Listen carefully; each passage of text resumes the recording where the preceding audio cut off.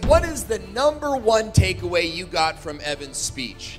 You suck! I might be a little different from the typical creator community because I started with business in mind, and I expect everything to fail.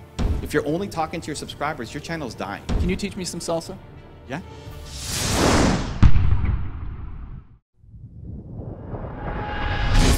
All right, is everybody having a good time?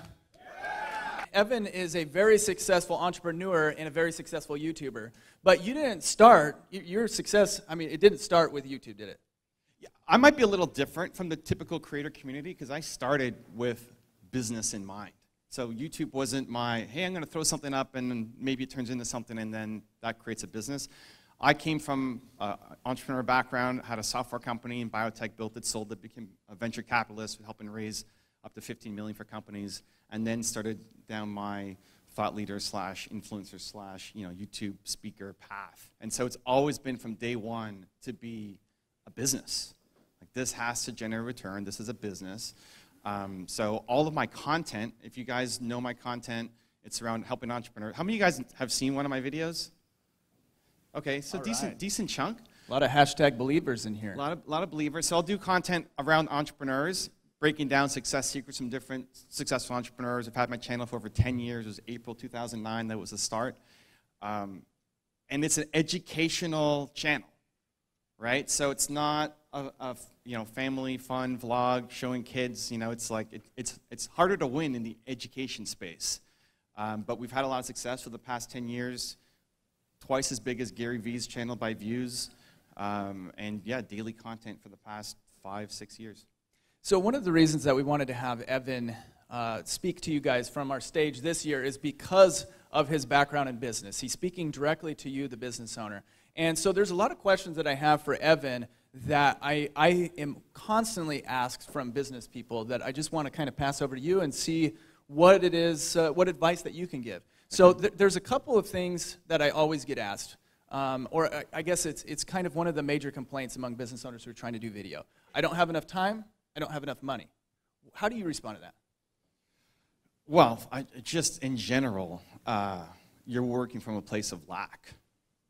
Like, as an entrepreneur in general, if that's your answer to anything, then you've already lost, right? So for anything, like I don't have enough time, I don't have the money for X, Y, Z. If that's your answer, it's game over. Like that can't. It's always about the resourcefulness, not about your resources. Always, as an entrepreneur. Now, everything has to work. Like, it's got to pay off. You're an entrepreneur. We have busy lives. What you're putting in, yes, you want it to be fun, but at least for me, it has to work. You've got to generate an ROI. And so I love doing small starts. I love doing small tests. I think YouTube should be the long-term home for everybody. If you're looking at, we talk about different social media platforms, I think Instagram, LinkedIn is probably the fastest way to grow. The challenge is nobody's looking at your LinkedIn content from 2 weeks ago. Nobody looks at your Instagram content from yesterday. Meanwhile, videos that I made 10 years ago are still getting views on my channel. It's the only place, YouTube is the only place where your content lives forever. The only place.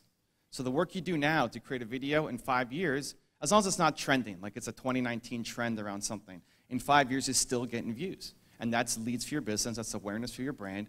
If you're in a business for the long haul, like if you're going to sell your company in the next 2 years, don't go into YouTube. It's not a good strategy. But if you're trying to build a long-term brand for yourself and your business, then YouTube is the best place in the world right now to be a part of. It just takes the most work and effort to have success on because you're competing against not just everybody who's making content now, you're competing against all the back catalogs of everybody's content as well. But I want to see you get a result. Like, I think for somebody saying, I don't have time, I don't have resources, what you're really saying is you value your time, you want to get results, and so I want you to prove it to yourself that it works on a small scale before you start ramping up and expanding. That's great advice. So let's go tactical, because Evan, if you guys know anything about Evan, he is a powerhouse machine when it comes to video. He's over 5,000 videos on his primary channel, 1.9 million subscribers, 5,000 videos. So he's been doing this a lot. So tell us about some of the ways that you are able to crank out so much content and then continue to operate at the level that you do as a businessman. So now we've got 24 people on my team, so it's not just me doing everything, right? It may be unfair to look at what I'm doing now and say, well, how do I be like that, right? I mean, when I started, it was just me. And then I quickly realized I suck at editing. And I don't want to get good at it either. Who else feels that way? Show of hands. Well, and listen, and like shout out to all the video editors who love doing it, right? Like if you're a video editor and that's your art and you want to be the Michael Jordan of video editing, awesome. Like I want to work with you. But that was not me. And so I think too many people, I was having a conversation with somebody outside who's still doing a lot of the titles and descriptions and the uploading and all this stuff. It's like, dude, that's a minimum wage job that you're spending all your time doing. And that prevents you from doing the thing that you are great at. And that can take you from 1 video a week to 3 videos a week. Like you're Michael Jordan at something. Where are you spending your time? And if only 5% of your time is actually what you're Michael Jordan at, you're never going to grow. So what is the thing that you can be great at? And there's a lot of different ways to win. I like being in front of the camera. That was the best thing for me. But some people, maybe it's your voice, maybe it's your art, you know, maybe it's something else. But like, what are you the greatest in the world at, or potential? And then spending as much time there as possible. So when I realized that, I respect the editing, but I can't be the guy to do it. My first hire, as soon as I started making money for my channel, was it's going to go into editing. And I moved from a video a week to then moving up to a video a day. And now we do 3 to 4 videos a day across my channels. But I've always treated it like a business, right? So you're the CEO of your business. You've got insane talent at something, and as much as your time as possible needs to be spent on that thing. By the way, hiring a good editor was the best use of money that I've ever spent, because it really takes the workload off. So let's talk about let's talk about workflow for just a minute, because I also know that you're not just on YouTube. You're all over the place. You've got an Instagram page that's got over 100,000 followers on it, and he's active on Twitter. So what's your workflow like for all of your social media? I think YouTube should be your home with long-form content based off of what you are great at, especially for the thought leaders in here. Like, you're an expert at something. Plumbing, you know, whatever it is. If you are an expert, I want long-form video, 10-minute plus videos of you with your expertise, and I wouldn't even get super fancy at the beginning. I just want to see you creating the content. YouTube has the best analytics platform. So you look at your audience retention. If you know what audience retention is, you go to your back end. For every video, you can see where people are dropping off, right? And then you see if there's ever a spike, or you see where people are sticking around. That becomes your 1-minute Instagram video. That becomes your 45-second Twitter video from what's already working on YouTube. You don't have to guess. And so you start with YouTube. You make long-form content there, and then you look at your data. I love making data-driven decisions. I'm a passion guy, but I want it to work. It's got to work. It's got to generate results for my business. And so data-driven decisions, you see what's working in your analytics, audience retention, right? And then you cut that, and that goes to your other social media channels.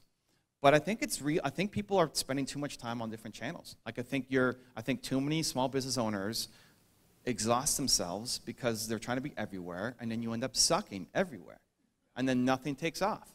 And there was a woman somewhere who said, like, I haven't posted in 15 days on my channel, and was feeling bad about that. I think that's actually good.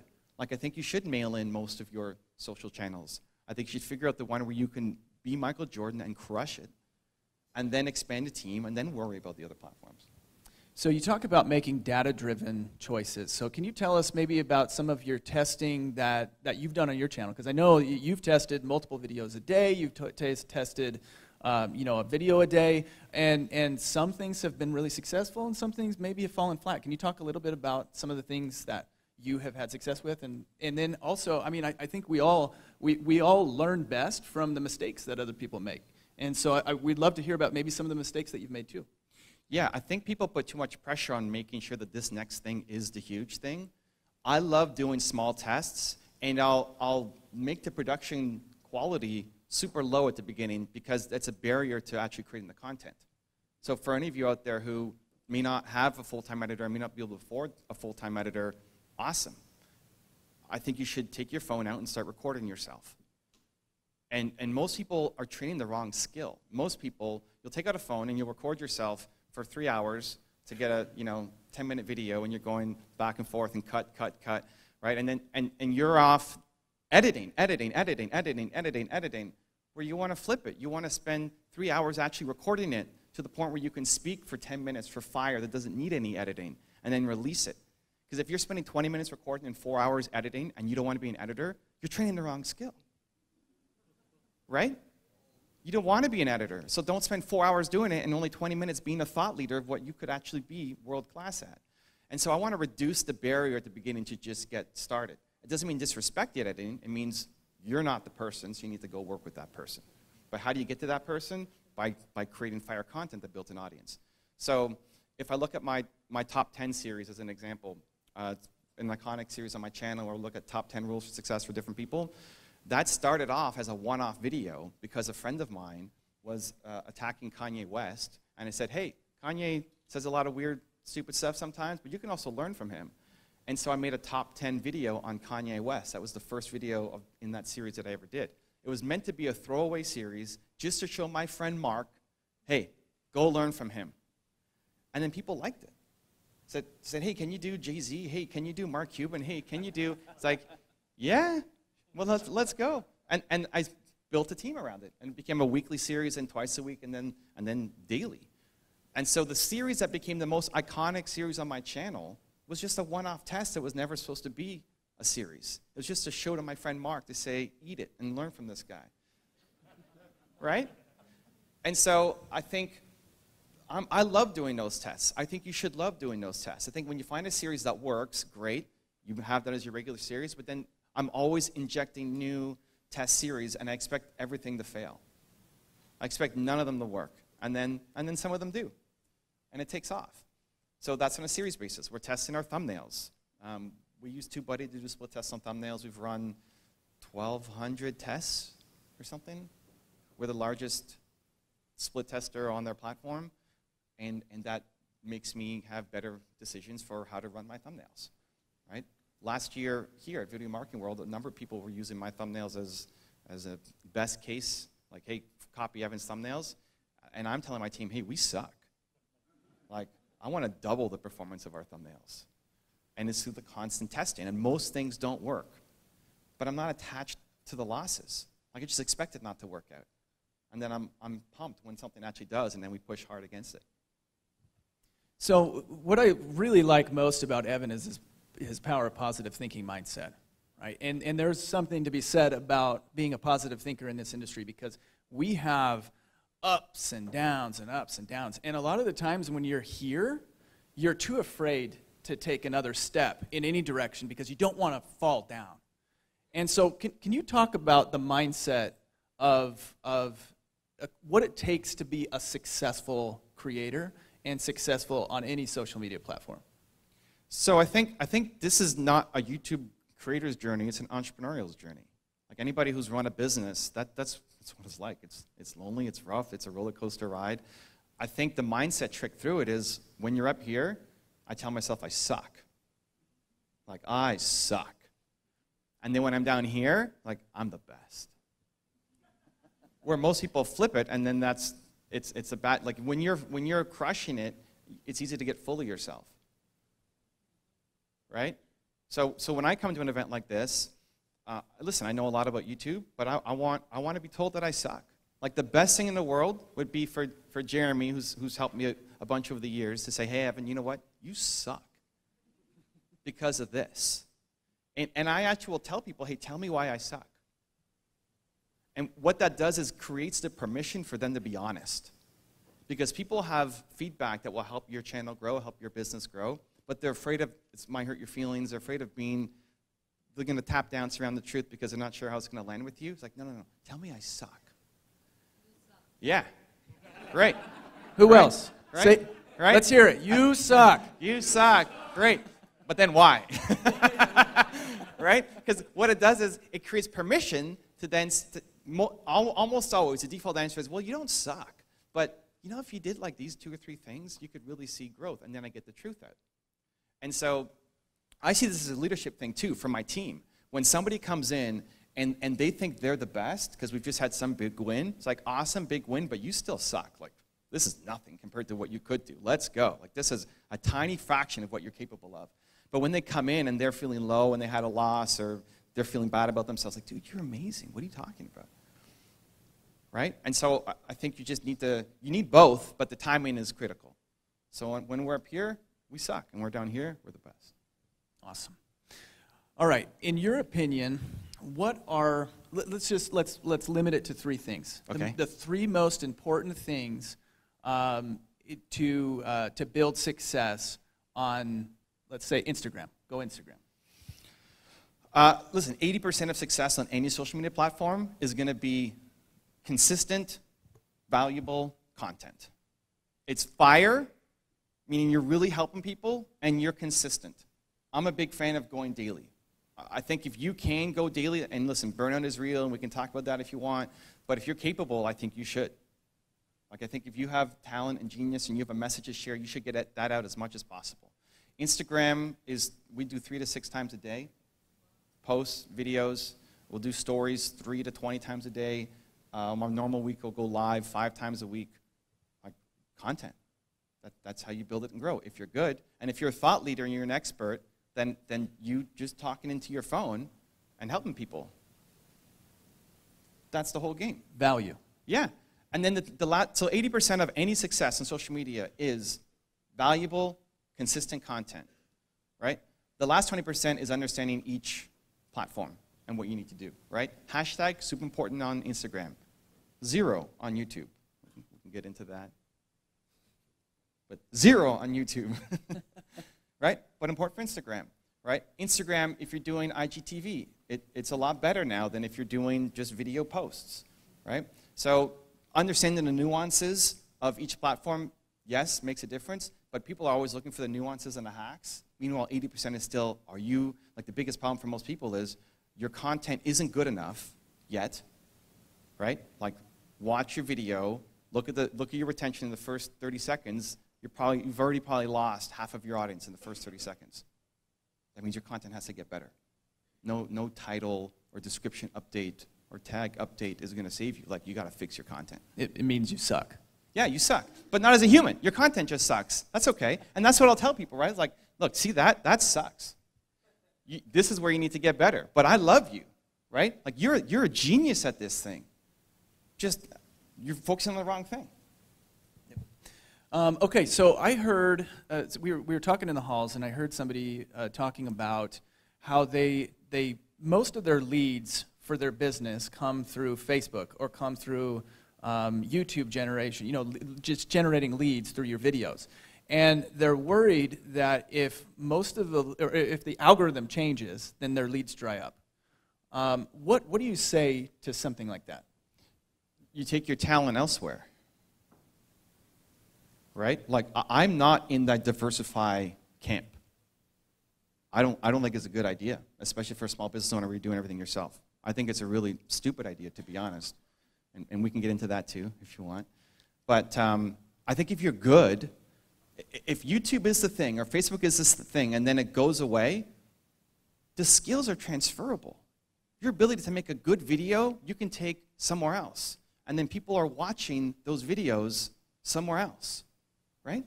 Like, your ability to be a thought leader, especially, to share a message, you need to develop the skill to take it from a 15-second Instagram story that moves people, right? 15 seconds, up to a 3-minute LinkedIn video, to a 10-minute YouTube video, to a 20-minute radio interview, to a 3-day conference. You have to scale up and scale down your message. But that skill you take with you is transferable. So you guys, if you look at the Paul brothers, Logan Paul and Jake Paul, they were on, what was the platform they're on? They were on Vine. Vine. Shuts down, right? And then they moved to YouTube and start crushing it. 10 million subscribers. They didn't just blow up and come out of nowhere. They had the skill set on how to make good videos. Now, you may not agree with them or like their videos, or it's entertaining. They developed their skill sets on Vine and brought it over. So if YouTube goes away tomorrow, great. Where are people watching content? I'll go crush it there. And I think so should you. But I think we get into a game of diversification that then honestly screws over too many entrepreneurs. My favorite quote around this is Andrew Carnegie, who was the richest man in the world at one point when he was alive, who said, put all your eggs in one basket and then watch that basket.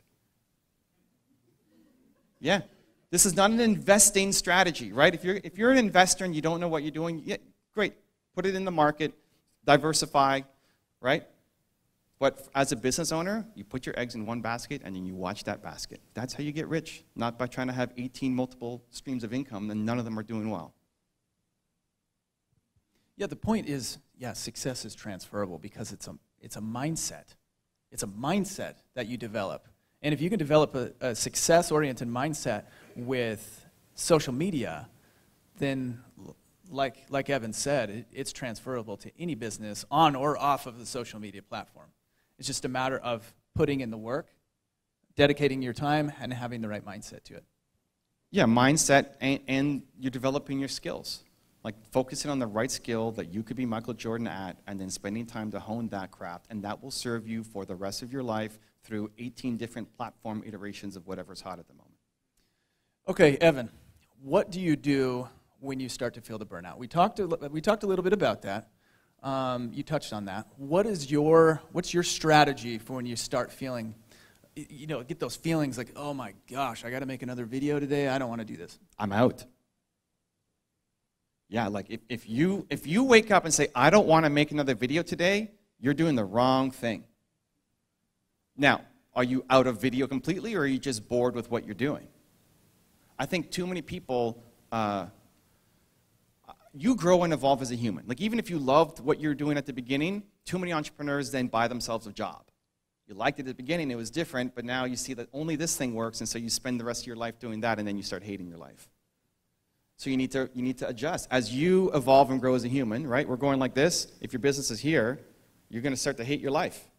So you need to match it. Like your business is always a reflection of you and what you want to do. So if you're dreading Monday, like, oh, I got to go make a video, you need to really rethink what you're doing, because you're going up against people who love doing it. You're going to lose every time. So you have to go in with the thing that you are interested in, that you love doing. People always message me and they say, hey, Evan, this guy took your idea, this guy copied your video, this guy, it's like, okay. Like, it's flattering, great, but what so? You're going to be a junior Evan? Like, what do I care? Right? I'm building, you can't out Evan, right? And I can't out you, right? Like, you got to do you got to do the thing. But doing you is a constant evolution. And so you always have to bring that into the content you're creating.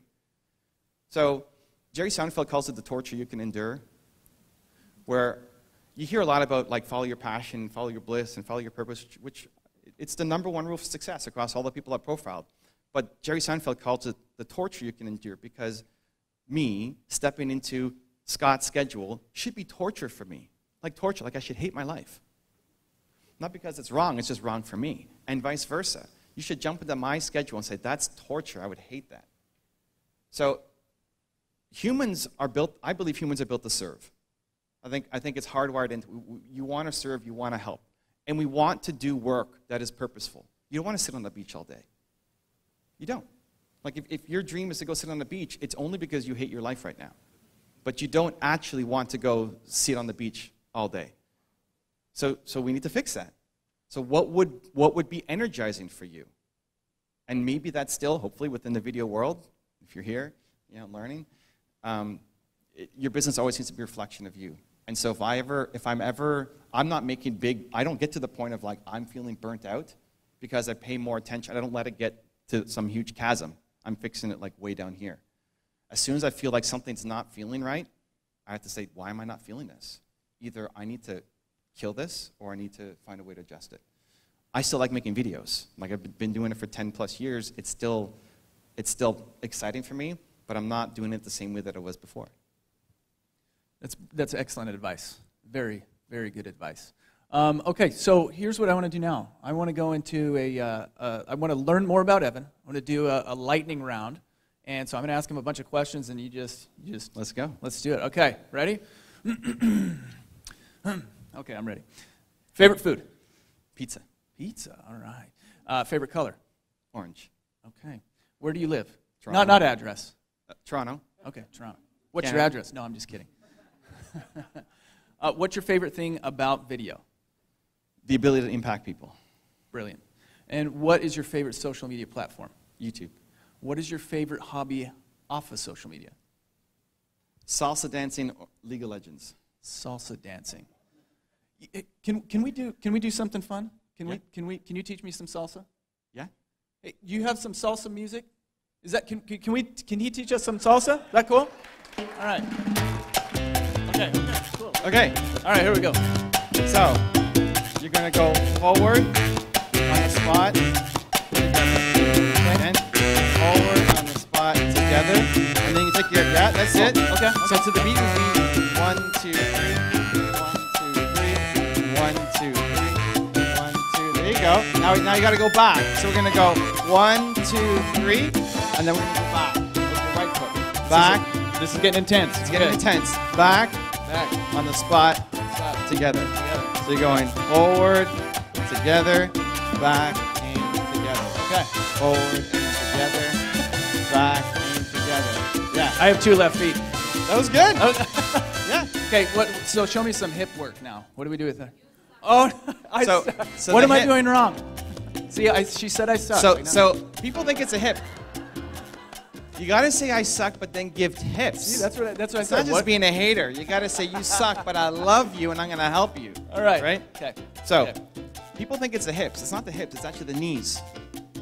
Amber, knees. you get that? I'm all about knees. It's the knees. So people, you can't just step straight and then stick your hip out. That's not it. As you do this, you bend your knee in. Oh. Yeah, and that brings out your opposite hip. Okay. I own a dance school in Toronto too. It's one of the companies I invested in. So it's how I met my wife and I know all this stuff. Yeah, 1, 2. So every time you're stepping, you're bending your opposite knee in. Yeah, and that brings the hip out. So you step and then you bring the knee in. Knee in. And then step and bring the knee in. Yeah, but don't twist your foot. Oh, okay. Not like this. Yeah, your foot's straight, but the knee is in. The body motion is the hardest part to get. Hey, I appreciate that. Thank you. Let's give it up for Evan Carmichael. There you go. Oh yeah. Let's have some questions. Anybody have any questions for Evan? This is my favorite part. All right, here we go. Hello? Yeah, we got you. Okay.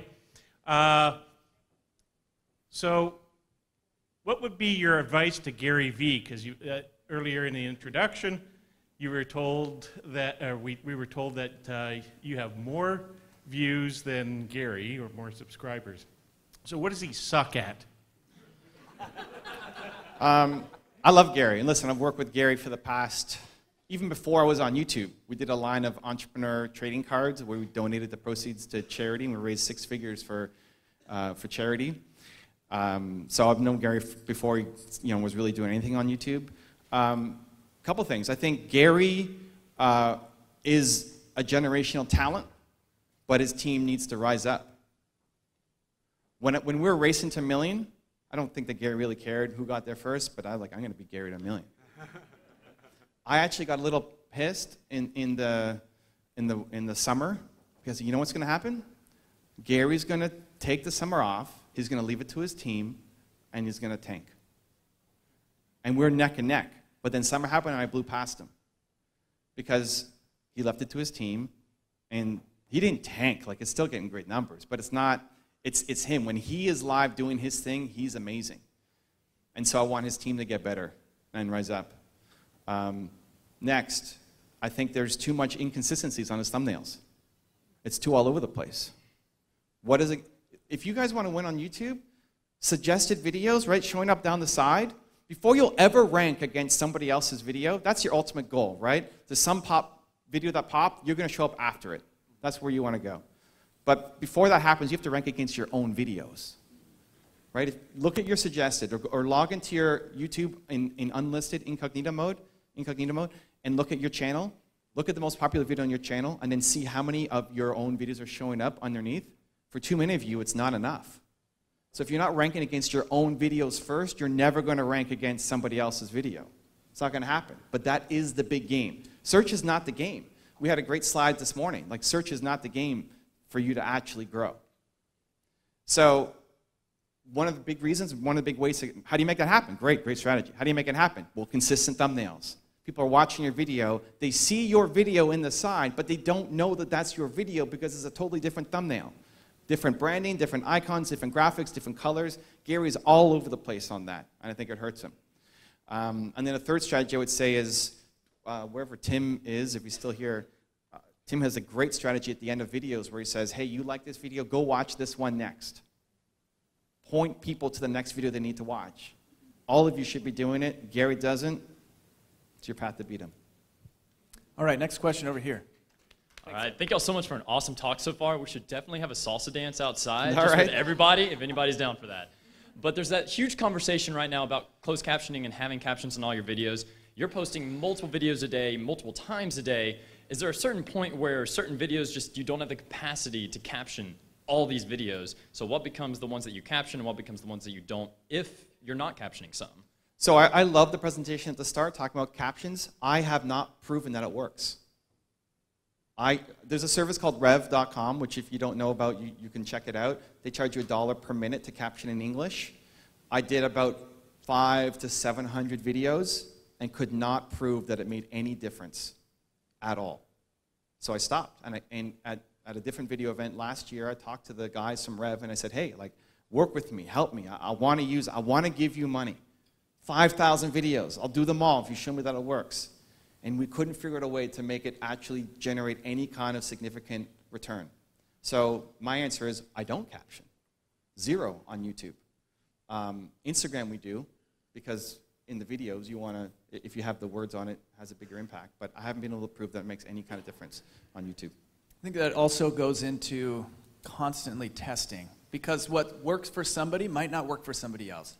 And to be honest, you know, I've had conversations with people who are experts in this industry, and I've asked them the same question, and I've gotten 2 different answers before. So it's all about your personal journey and testing things as you go along.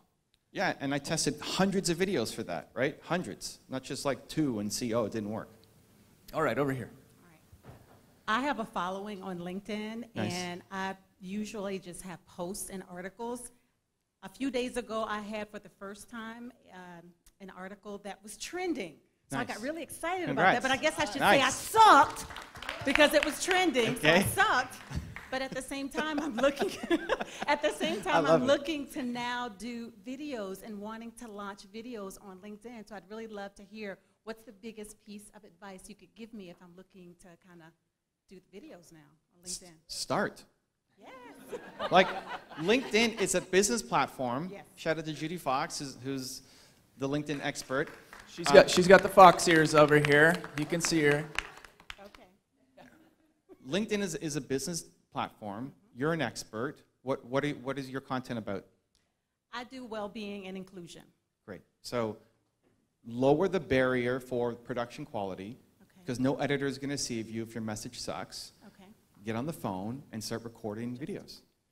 Like the greatest thing is your job is to get what's in here out there. Out there.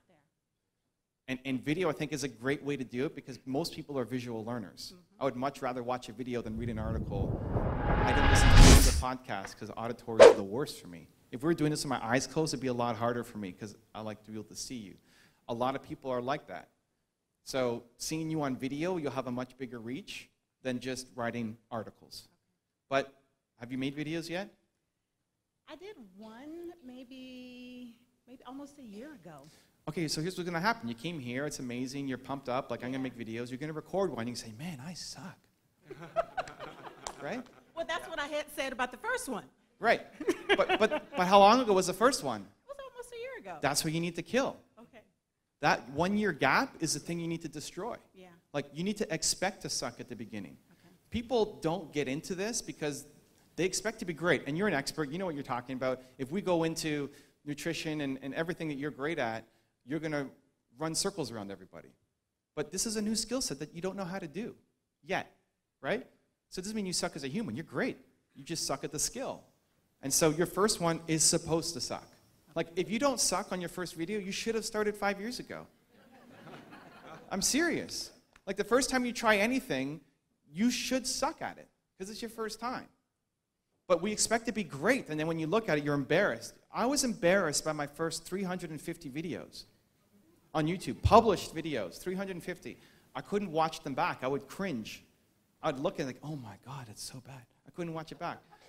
And then it took me 700 videos until I watched one of my own videos, and I'm like, I'm getting pretty good.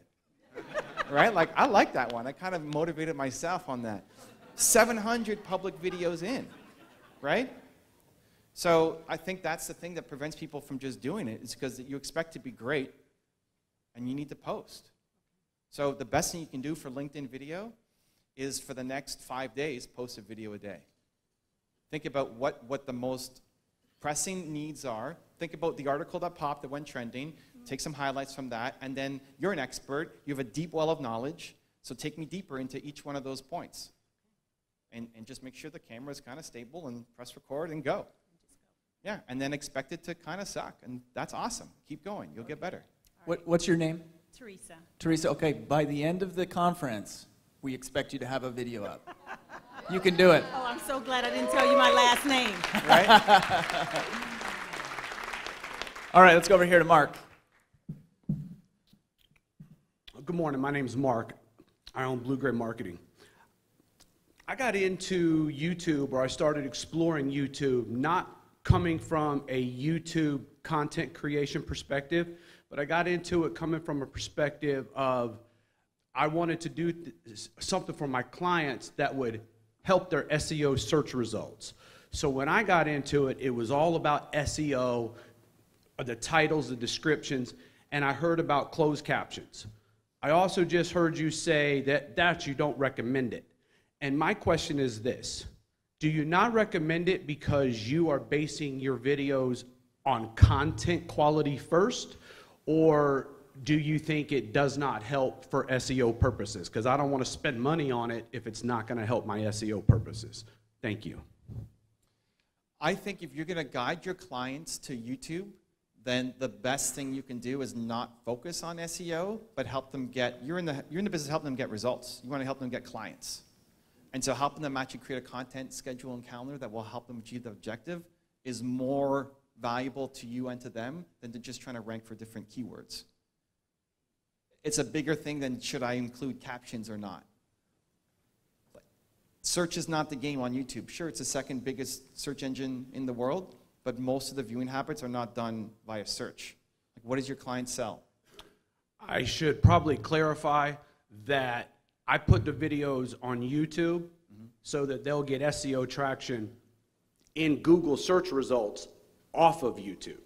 Sure, I think you're missing a huge opportunity to actually have a YouTube channel for them that generates results natively on YouTube that will help explode their business. Even looking at Tim, who showed his last example, the guy went from 20,000 to 100,000 a month, like that should be your client.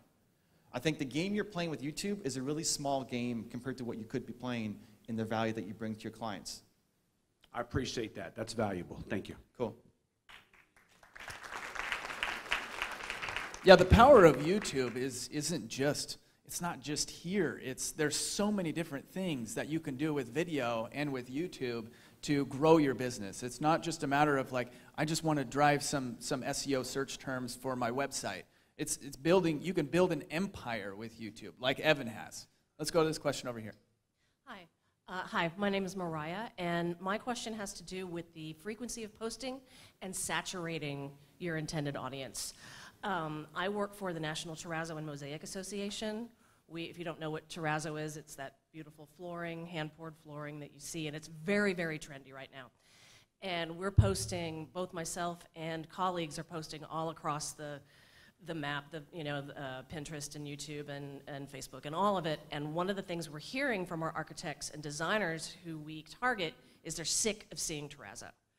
So I'm at odds with your recommendation to post daily and saturating the audience and creating a disinterest in what we're trying to promote. I don't think saturation is a thing if you're making good content. You know, but You hear all those really? yeah, I mean, people say also, like, people have short attention spans, right? But you'll sit and watch a 3-hour Star Wars movie, but you won't watch a 30-second Chorizo commercial. Well, because the commercial sucks, right? Football games, We don't watch, yeah. Some people sit and watch 4-hour football games. Yeah, sure. So, listen, I did a really controversial thing a couple months ago that I don't know if it's the right call or not. I split up my channel. So I was doing 3 videos a day on my channel. 3 videos every day. And my channel was growing. Then there's like 5 people in the world whose advice on YouTube, when they tell me to do something, I'm really going to pay attention to. And one of them is Matt Geelan, if you guys know from Little Monsters, who said, Evan, you need to split up your channels and go daily on multiple channels instead of 3 on 1 channel. And another one is Jeremy Vest, co-founder of this place, who said, Evan, that's not the right call. You should keep them on 1 channel. So there's 5 people in the world who, like, if they told me to do something for YouTube, like, Jeremy's telling me something on YouTube, my ears are like, give it to me, dude. And they're disagreeing with each other. What do I do? Well, I know what 3 videos a day looks like because I've been doing it for the past X years. I don't know what 8 different channels looks like. And so I would rather know and fail than not know. And so I tried it. And it's been, I don't know, 4 or 5 months. And so far, it's actually not great. Right? Like, it's not blowing up. My sub-channels are like 10,000 something. And then maybe that sounds like a lot. But for me, it's nothing, right? It's way lower It's than all relative. It's all relative. lower than my expectation. So, like, so far, it's not working out. Right? But again, I'd rather know and fail than not know. So I wouldn't default to thinking there's not saturation in the market. How many videos are being watched? Right? There's so many videos going up. You're nothing compared to, like, the quantity that's going up on the internet. Even for the advice on, like, the scheduling for your videos. So like, you've got your videos. I saw your channels like every Monday, Wednesday, Friday. Nobody knows that.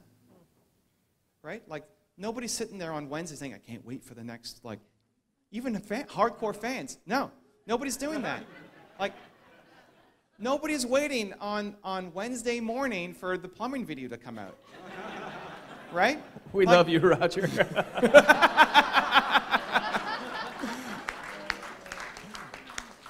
Right? Like, the number of people who, and now there are some hardcore fans for everybody who will, like, oh, if they didn't, like, if you didn't post a video, if you didn't post a Wednesday video, how many people would write to you to say, dude, where's my Wednesday video? Like, not very many. But we're focusing on the wrong things. You're not going to educate your market to say, like, every Wednesday, watch my video. Right? So if you are giving insane value to the community, then people would want to watch the content. It's just, how do you make Chirazo interesting?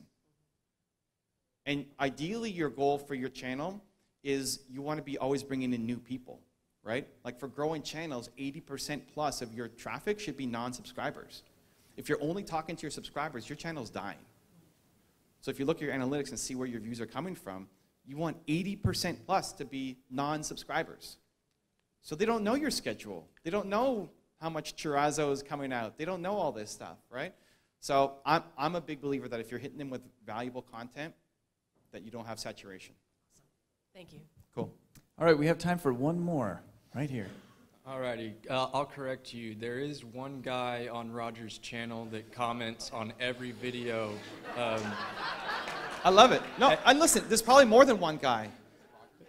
You will. I think it's right? Roger's secret account, but but no. I did have one question. So we have been, working on plumbing videos, and our audience, I would think, is, predominantly plumbers or people who are in the trade. Any recommendations on how to, create content, or if it's even recommended for us to create content outside of plumbing to reach a bigger audience, to get their attention? Hair in the drain? So if you want to gain subscribers, I'm a big believer that it's around your values, not around just the content. If you're just teaching people, and I mean, I haven't really seen the channel, but if you're just saying, hey, here's how you do X, Y, Z, then you're going to have slow growth. You have to make me feel something. Great art makes people feel, right? Right. You're artists, right? Hopefully in this speech, you're feeling something. If not, then I suck, right? I've got chills right now. That was great. So the question you want to ask is, yes, we're teaching people how to fix their plumbing or whatever else you want to teach, but what's the feeling that I get after watching your video? What's the emotion? If it's only coming from the tactical, great.